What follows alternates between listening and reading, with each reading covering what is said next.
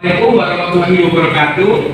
Waalaikumsalam warahmatullahi wabarakatuh. Sebelumnya perkenalkan, nama saya Giri Kurniawan. Saya mahasiswa Sekolah dari Institut Informasi Kampus Ada ya. Saya berasal dari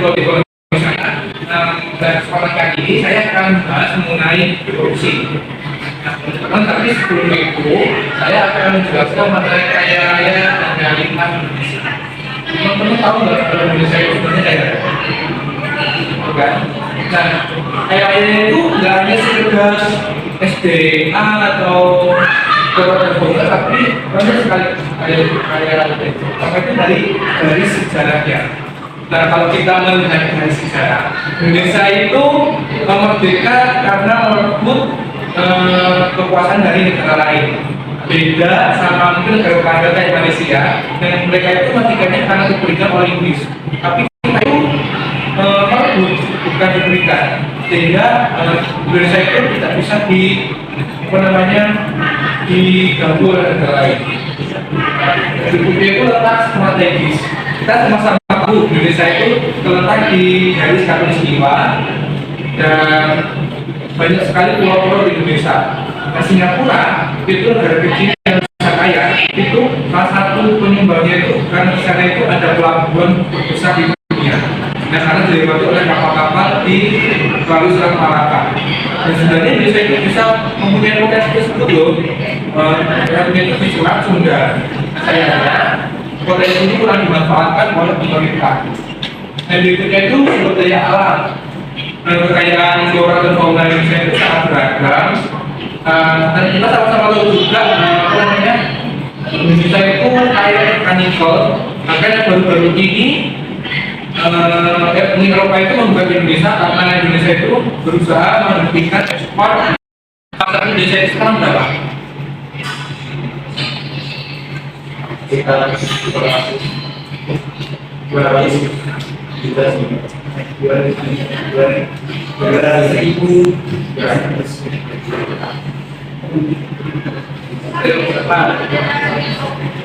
Oke, itu ya. Nah, jumlah masyarakat jiwa. Nah, kita itu negara keempat terbanyak di dunia dan juga penduduknya. Artinya di Tunggul itu bisa dicari kan. Nah, masa kita mau kalah sama Singapura yang bahkan kampung tengah itu 5 kali lebih besar daripada Singapura. Tapi Singapura lebih maju dari Indonesia. Masa kita kalah sama Singapura yang kalau wilayah terus cara berbentuk jauh lebih kecil. Nah, kalau budayanya kita ada lagi ya, Indonesia itu banyak sekali suku budayanya, sehingga itu bisa dimanfaatkan di sektor pariwisata. Nah, tapi kekayaan ini tidak sebanding dengan realita yang terjadi di lapangan. Pendapatan per kapita kalah sama negara kecil. Pendapatan per kapita itu kalah sama Singapura. Gaji kita itu pendapatan per kapita itu 3.900 sekian dolar per kapita. Padahal Singapura itu sekitar hampir 100 ribuan. Perbandingannya sangat jauh sekali ya. Terus kondisi kemiskinan, kondisi kesehatan, pendidikan, pengangguran itu bisa masih rendah, kan? Maka stunting kesehatan masih tinggi. Kalau kita pendidikan masih banyak sekali masyarakat yang hanya lulusan SD atau SMP. Bahkan yang lulusan perguruan tinggi pun tidak lebih dari 10%. Terus kita penganggurannya sudah pasti tinggi juga. Nah, penyebabnya itu apa? Korupsi. Teman-teman tahu nggak apa itu korupsi? Dan teman-teman tahu itu apa korupsi?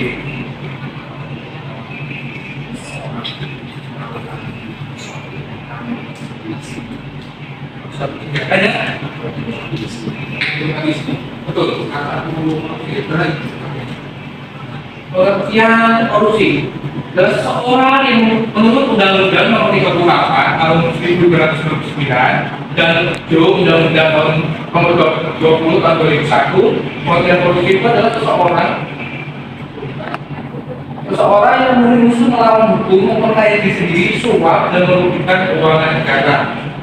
Nah, korupsi itu tidak hanya sekedar merugikan keuangan negara atau gerakan dari jabatan. Ini ada 7 delik tipikal atau 7 bagian dari korupsi. Yang pertama itu adalah merugikan keuangan negara. Ini biasanya dilakukan pejabat ya, untuk melakukan perbuatannya. Biasanya jadi merugikan keuangan negara. Terus Pak, ini biasanya terjadi di masyarakat ini. Nah, teman-teman udah punya KTP belum? Umur berapa sih? 12. 2 tahun lagi ya? 2 tahun lagi ya? Nanti kalau bikin KTP, usahakan jangan ninggalak, jangan ngasih suap ya. Enak kok bikin KTP itu, nanti teman-teman bisa rekaman di kecamatan.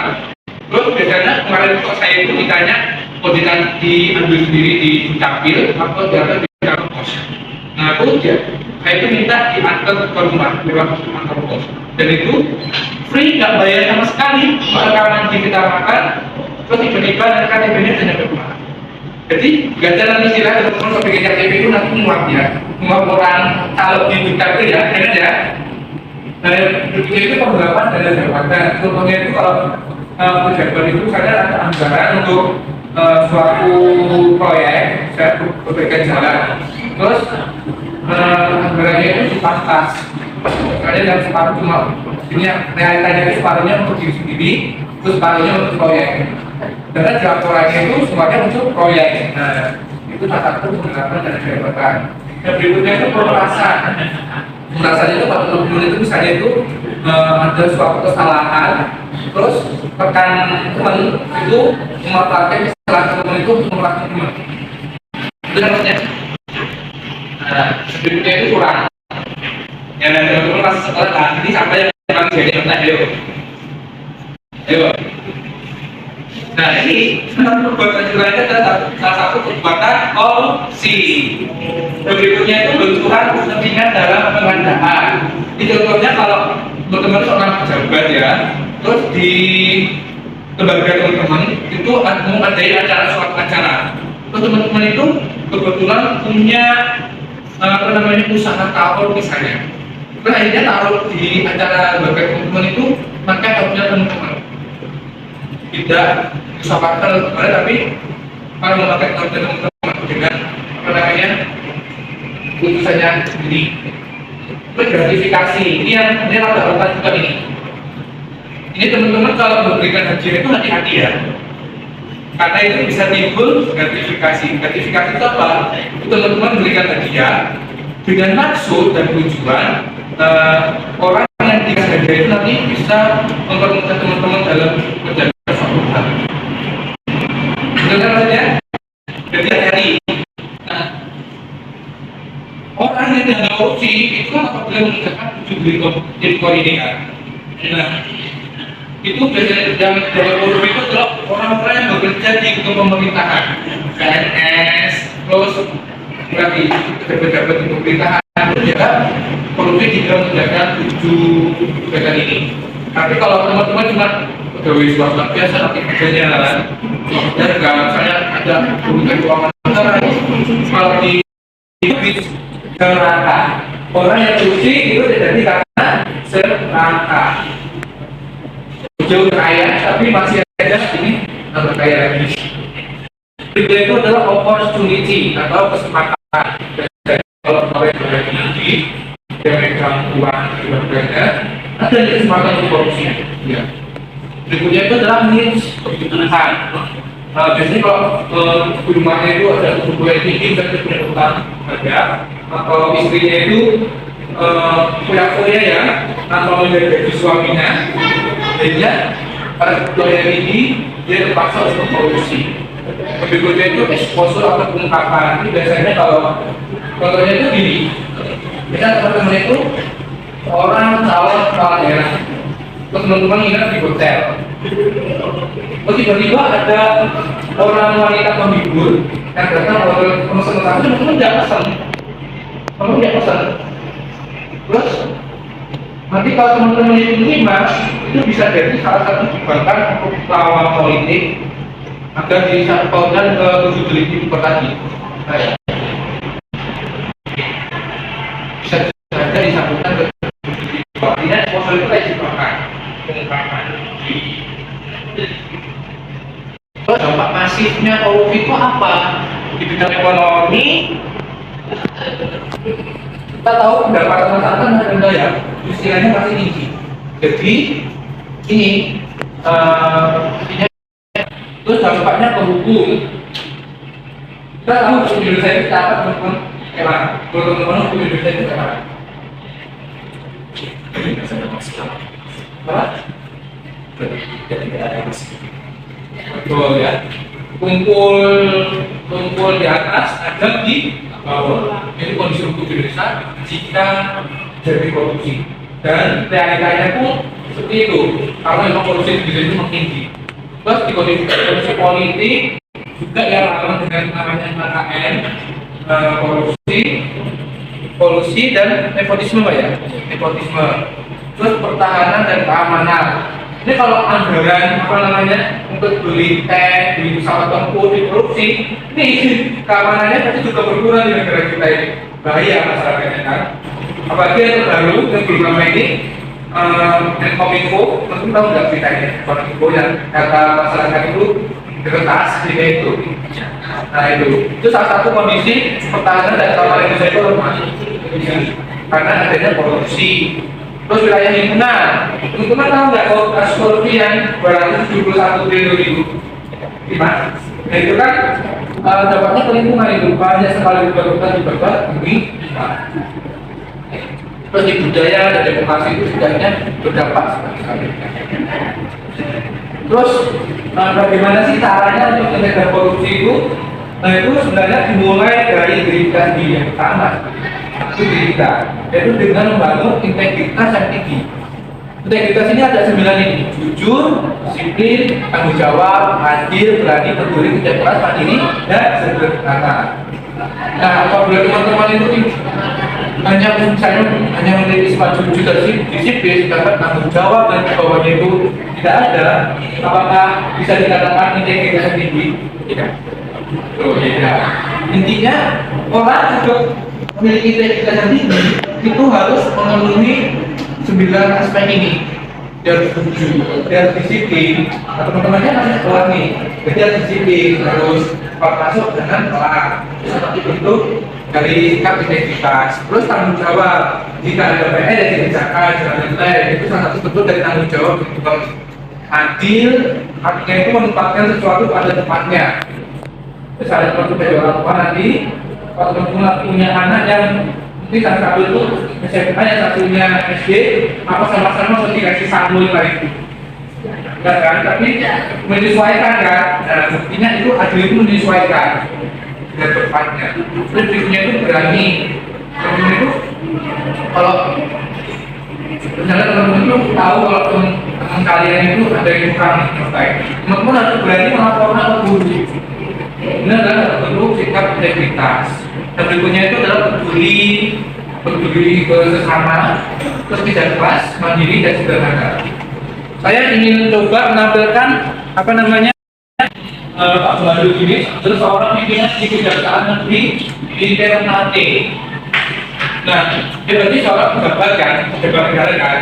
Nah, dia pada waktu itu dia melakukan perjalanan dinas, perjalanan dinas ke suatu tempat. Dan mungkin dia melihat ya kalau waktu nyampe itu bensinnya itu ada di bawah di atas di bawah, artinya bensinnya mau habis. Terus waktu dia balik, dia melihat bensinnya itu full. Dan dia belum meminta sopirnya untuk mengisi bensin. Akhirnya dia suruh berhenti, dia menyuruh sopirnya untuk berhenti dan bertanya, ini siapa yang isi bensinnya itu? Nah, sopirnya itu ngomong yang isi bensinnya itu Pak Jaksa. Pak Jaksa Agung dari saya bilang isi bensinnya. Akhirnya dia menyuruh sopirnya untuk mengungkap Jaksa tersebut. Setelah sampai Pak Jaksa, dia meminta Pak Jaksa untuk menyetor kembali bensinnya tetap diisi. Mobilnya kan. Dia adalah kisah dari orang Eropa. Ini contoh orang yang memiliki integritas tinggi. Dan jika kita baru itu Eropa itu apa? Yang pertama itu gratifikasi. Takutnya isi bensin itu tinggi, malah bisa kena masuk gratifikasi kan. Nah, tapi itu masuk ke bensin yang mungkin 200.000, 300.000 kan. Tapi dia meminta aku itu untuk mengikut kembali dan apa namanya bensinnya. Terus kisah lain dari Baru Eropa itu dia pernah dia dapat undangan di pernikahan pacarnya atau saudaranya itu. Nah, dia sudah ikut sopirnya untuk memakai mobil dinas. Tapi sopirnya itu dulu lama itu kok nggak kedengaran rupanya lupa itu datang kabar saudaranya itu pakai kendaraan pribadi, pakai kendaraan khas dari Ternate. Artinya apa? Kalau di lupa itu dia nggak mau memakai mobil dinas untuk keperluan pribadi. Itu adalah contoh sikap lalu pokok dari pokok yang mempunyai integritas yang tinggi. Nah, ini mesin jahit dari Muhammad Hatta. Tahu kan Muhammad Hatta itu siapa? Apa ayo? Tuh, akhir presiden pertama. Nah, ini kisahnya itu gini. Istrinya Pak Muhammad Hatta itu dia menabung untuk membeli si jahit. Nah, Pak Muhammad Hatta itu rupanya itu dia tahu kalau besoknya itu akan ada kebijakan untuk memangkas nilai mata uang rupiah dari yang nilainya sekarang itu ada pada 100 rupiah menjadi 1. Nah, tapi Pak Muhammad Hatta itu tidak kasih tahu istrinya, padahal dia udah tahu, tapi istrinya nggak dikasih tahu, padahal istrinya loh, tapi istrinya tidak dikasih tahu, dan istrinya itu tahu setelah kebijakan itu keluar, jadi istrinya itu malah besar karena malah budaya itu harus mengikir. Ya, bayangkan aja dari nilai 1 rupiah menjadi 1. Tanpa ukurannya kan tabungannya itu. Nah, itu adalah contoh dari Pak Muhammad Hatta. Terus untuk hari itu Pak Muhammad Hatta itu pernah ingin sekali beli sepatu yang mungkin kalau zaman dulu itu satu sepatu terkenal favorit ya. Tapi sampai meninggal belum sampai. Padahal Pak Muhammad Hatta itu posisinya apa di negara kita? Terakhir, maksudnya bisa ya beli sepatu gitu kan, tapi sampai meninggal pun dia tidak bisa membeli sepatu. Itu adalah contoh dari sikap integritas yang tinggi oleh Muhammad Hatta. Nah, mungkin dapat kita dari itu korupsi itu nggak akan bisa hilang kalau kita itu masih saja melakukan kegiatan-kegiatan itu tadi. Berarti kalau kita masih di sekolah masih ada suka contek, ya kan? Di tempat sekarang lagi dikasih kerugian itu adalah bentuk perbuatan korupsi nih. Jadi siap nggak nanti kalau semester depan teman-teman nggak ingat lagi? Enggak. Intinya teman-teman itu pasrah aja loh dengan kemampuan teman-teman, nggak usah ada jalan dia aja tugas dari dia ini. Siap teman-teman? Siap ya? Oke. Mungkin cukup sekian. Ada yang bertanya nggak? Mau bertanya? Boleh? Namanya apa?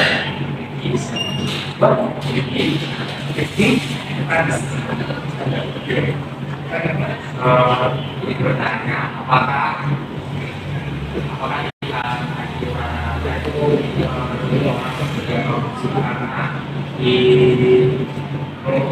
di situs web populasi review kita review orang Indonesia 78,49 dari Singapura dan itu tuh tingkat IQ-nya itu di atas rata-rata sekitar 108 sampai 124.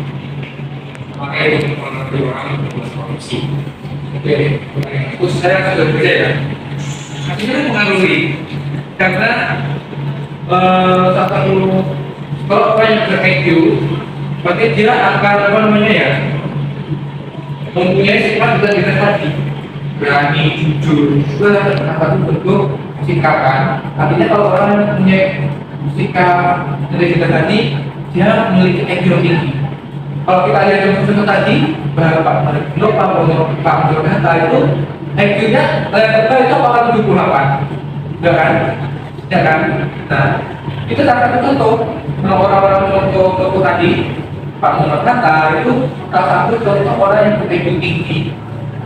Dia 28 dan dia memiliki sikap integritas yang tinggi juga. Dan dia contoh orang apa namanya yang ber-IQ rendah itu nilai kritisnya itu rendah.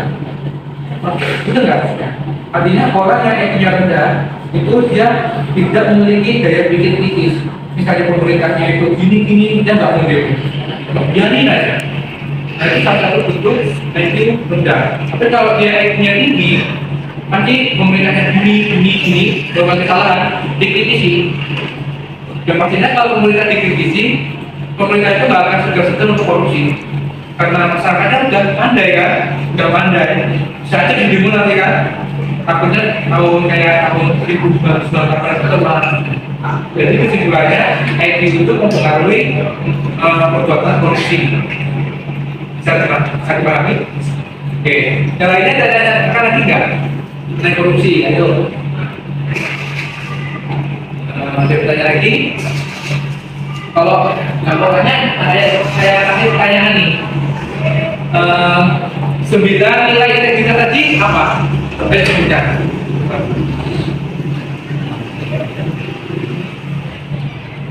Ayo.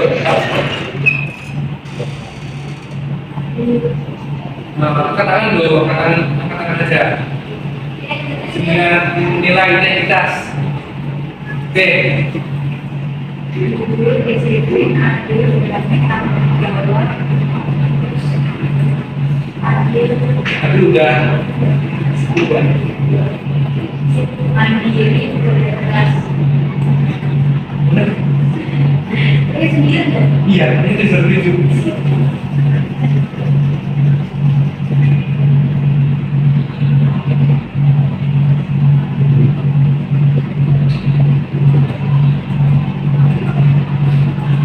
Ayo, Pak. Oke, jangan berhenti lagi ya. Adil, berani, peduli, kerja keras, mandiri, dan sederhana. Kayaknya kurang peduli sama sederhana ya. Kayak itu. Oke, terima kasih ya. Ini gak ada yang tanya lagi nih. Wah, belum lagi. Betul, mereka dulu malah. Coba yang lain dulu. Nah, coba lihat, bertanya lagi. Ada yang bertanya? Maksudnya Oh, maksud dari dampak masif itu penggunaan dampak dari perbuatan korupsi. Ini masif. Misalnya gini, kalau misalnya itu berapa ya? Tentang dari tahun 2004 atau 2012, pasal itu ada 162 atau berapa triliun yang dikorupsi. Nah, coba teman-teman bayangkan 162 triliun itu kalau dibuatnya sekolah itu bisa untuk bangun berapa ribu sekolah dan kualitasnya tinggi. 162 triliun banyak ya, tapi karena korupsi akhirnya kita tidak bisa membangun banyak sekali gedung sekolah yang berkualitas tinggi. Akhirnya dampaknya ke sektor pendidikan. Nanti mungkin masuk ke bidang ekonomi dan sosial juga nih, ke sosial. Itu contoh dari bentuk dampak masif korupsi. Terus misalnya 162 triliun itu kalau diberikan ke UMKM, diberikan ke pedagang sebagai bantuan usaha, itu coba teman-teman bayangkan ada berapa banyak UMKM yang akan dibantu dengan nilainya itu sekitar pedagang itu bisa dikasih bantuan 10 juta. Ayo, berapa banyak pedagang? Banyak ya. Nah, tapi karena dikorupsi, banyak pedagang itu tidak akan mendapatkan bantuan. Terus itu tadi, uang segitu tadi, jika dibangunkan rumah sakit tipe A atau tipe paling bagus, rumah sakit internasional, itu dapat dibayarkan ada berapa banyak rumah sakit yang ada. Rumah sakit tipe A itu, kalau gedungnya sendiri itu, kalau tidak salah itu 2 atau 3 miliar gitu. Ini dana yang dibutuhkan untuk gedung sendiri, tapi untuk fasilitas mungkin ya 10 miliar, 20 miliar itu cukup. Tapi yang kalau dikorupsi sekitar 162 triliun, dapat dibayarkan berapa banyak rumah sakit yang tidak bisa dibangun. Tapi kalau seandainya tidak dikorupsi, pastinya tingkat kesehatan di Indonesia itu tinggi, masyarakatnya sangat sakit. Dengan jadi paham ya, dampak masif itu apa? Itu dampak dari perbuatan korupsi yang dilakukan oleh pejabat-pejabat. ke masyarakat. Ini dapat ini, dapat. Dan dia mau dikatakan teman-teman di belakang yang baru nyampe. Nah korupsi ini apa? Kalau itu tidak ada ini. Saya butuh satu akal lagi nih bertanya.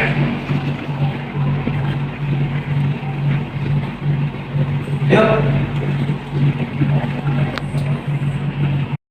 Negara kepulauan itu mempengaruhi tingkat korupsi di suatu negara tersebut, sementara di Jepang dan Korea yang bukan termasuk negara kepulauan itu kan pasti lebih mudah untuk mengurusi korupsinya karena mereka tidak terbagi-bagi menjadi pulau-pulau kecil yang susah dijangkau karena korupsinya. Oke. Tidak. Apakah Pulau itu bisa melakukan korupsi? Bukan. Tidak. Kalau kita contoh Denmark itu juga negara kepulauan. Tapi menurutku tahu nggak, Denmark itu banyak negara terbagian tersebut. Ada dia negara kepulauan juga. Jumlah pulauannya pun juga hampir sama dengan Indonesia banyaknya itu. Tapi Denmark itu menjadi negara terbahagia di dunia. Denmark itu ada negara Eropa. Dan karena mereka menjadi negara terbahagia di dunia, maka dapat dipastikan bahwa korupsi di sana itu rendah, ya kan? Dan mungkin kalau korupsi yang tinggi, kok menjadi negara terbahagia tersebut di dunia, namanya tidak mungkin kan? Nah, terus setelah lagi mungkin kayak apa ya? Negara kepulauan. Oh, Kanada itu juga salah satu negara maju, ya negara Amerika itu juga pulau-pulau juga besar, tapi di samping-sampingnya itu banyak pulau, artinya berkumpul juga. Itu bisa jadi contoh negara kepulauan yang yaitu tidak korupsinya itu tidak mempengaruhi dari kepulauan itu. Intinya itu gini teman-teman, selama sikapnya kayak kita tadi ada pada setiap individu warga negara tersebut, walaupun negara ini mau membentuk kayak manapun untuk kecil, tapi selama nilai integritasnya itu ada, korupsinya juga tidak akan ada. Itu aja. Manusia itu adalah nilai integritas. Coba dipahami kan? Nah, ini nggak ada yang saya lagi. Misalkan, kalau ada, saya kalau berbaca tadi ada tidak, saya kasih satu pertanyaan. Dan di bawah ini, tadi penyebab korupsi menurut beliau itu apa? Ayo, GONE.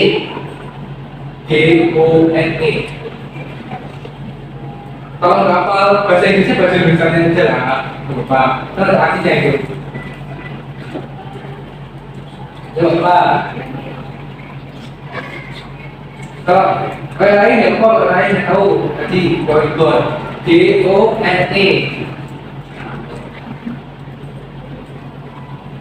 Yo, teman-teman.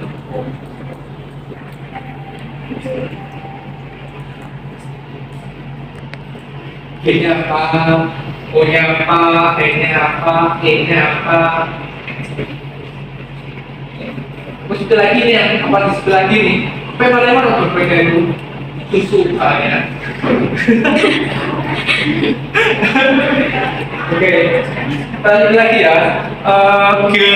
GONE, G-nya itu gris atau serata. O-nya opportunity, artinya apa? Adanya? Kebetulan. Nah,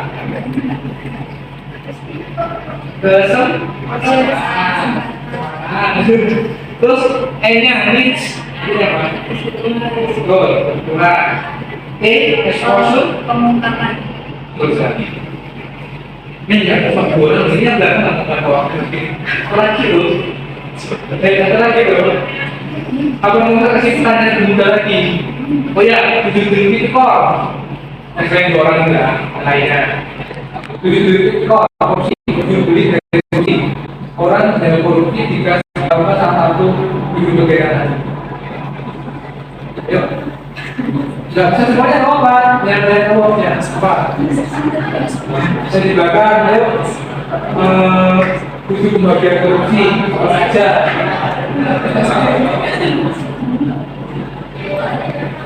Kita ada di chat aja. Kasih nanti kalau mereka mau jawab. Aja kan. Kasihnya sih, klasifikasi loh. Nanti kalau dia tahu dilakukan, ini ada ilmu ya. Nah, itu juga melimu itu kalau dia lebih ada yang ngasih parcel dibagi atau ngasih itu namanya jahat. Nah, dari juga itu kalau saya pernah di mau ngasih pejabat atau PNS. Waduh, jadi dahulu bisa nggak? Hah?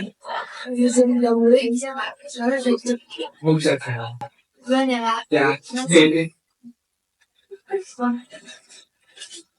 kayak itu kalau belum dari itu ada THR, teman-teman ngasih ya THR ke pejabat atau PNS itu juga hati itu jadi semua keputusan verifikasi dan pahami kan verifikasi ini yang mana ini verifikasi curang sama suka ini yang paling banyak yang merasa kan paling banyak dilakukan oleh masyarakat ini juga nggak hanya kita pejabat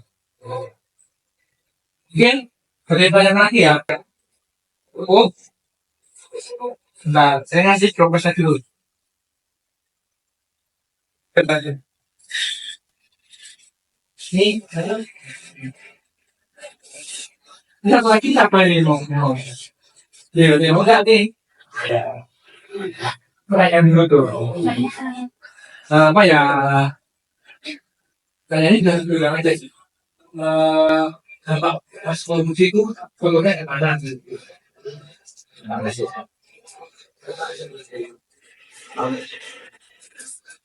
terus jadi padahal tadi gua pindahin lu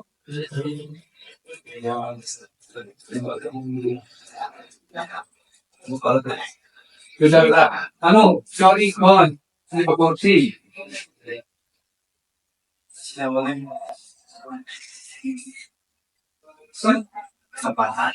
oh apa lagi apa ya makasih dan teman-teman atas perhatiannya. Terima kasih juga telah membantu saya untuk menjaga kelas ini. Memang cukup ribet ya. Tapi intinya kita sama-sama belajar. Apa yang saya dapatkan di kelas, saya sampaikan di teman-teman. Bukan? Di SMP itu ada mata pelajaran korupsi nggak? SMA ada. SMA ada, tapi kalau SMA nggak tahu ya. Ada juga. Seperti ini. Dipelajari ya tadi. Pelajari baru sampai yang sumberan sudah begitu. Konsen besar tapi untuk di hall itu belum. Itu udah berkosong bagian ini. Selesai kan katanya. Berarti sebenarnya itu ada yang di bawah. Jadi intinya pelajaran atau waktu teman-teman butuh PPT, ini saya kirim ke hall dulu. Nanti kalau teman-teman ke depan ditanya apa itu jadi bukannya teman-teman udah tahu kan mau pakai apa lagi juga. Oke, mungkin cukup sekian dari saya. Terima kasih atas perhatiannya. Saya akhiri. Wassalamualaikum warahmatullahi wabarakatuh. Waalaikumsalam warahmatullahi wabarakatuh.